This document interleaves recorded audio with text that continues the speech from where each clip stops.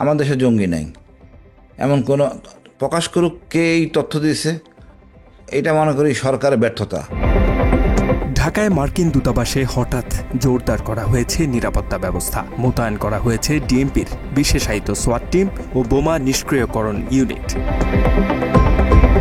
রাজধানীর বারিধারায় অবস্থিত দূতাবাস এলাকায় সরেজমিনে দেখা গেছে সেখানে সিটিটিসি বা counter terrorism and transnational crime unit, পুলিশের অতিরিক্ত সদস্য এবং গুলশান বিভাগের ঊর্ধ্বতন কর্মকর্তারা দায়িত্ব পালন করছেন।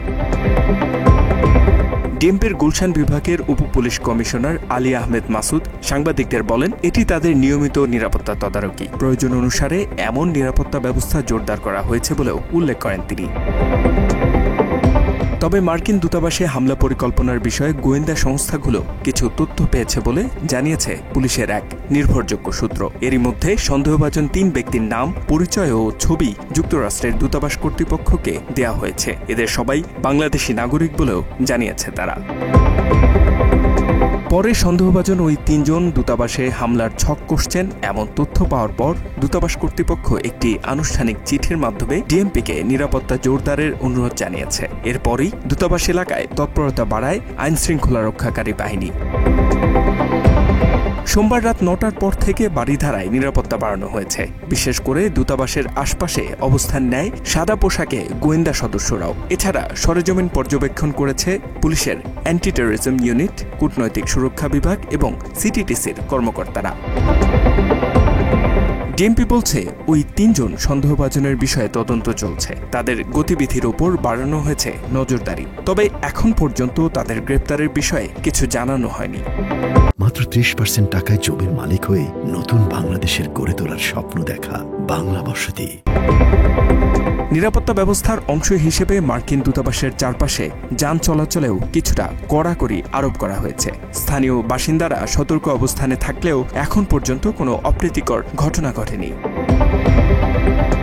এর আগে বিষয়টি নজরে আসে প্রবাসী অনুসন্ধানী সাংবাদিক ইলিয়াস হোসাইনের। এদিন সামাজিক মাধ্যম ফেসবুকের একটি পোস্টে তিনি জানান, গতকাল হঠাৎ ফোন এলো মার্কিন দূতাবাসে নিরাপত্তা বাড়ানো হচ্ছে। খোঁজ নিয়ে জানা গেল কারা নাকি জঙ্গি হামলার হুমকি দিয়েছে।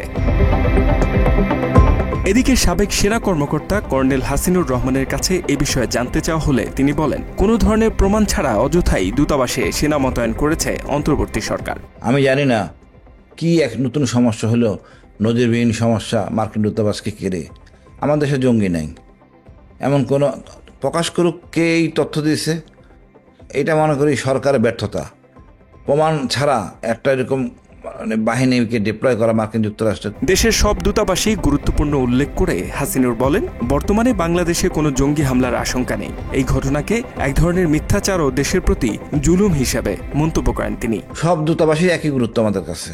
মার্কিন দূতাবাস কি করলো যে ওখানে জঙ্গি আক্রমণ করবে? আর আমাদের দেশে জঙ্গি তো নাই, জঙ্গি আমরা স্বীকার করি না। আবার সেই পুরনো প্রেসক্রিপশন শুরু হইতেছে, আমাদের দেশে জঙ্গি আছে তাই জঙ্গি আক্রমণ হবে।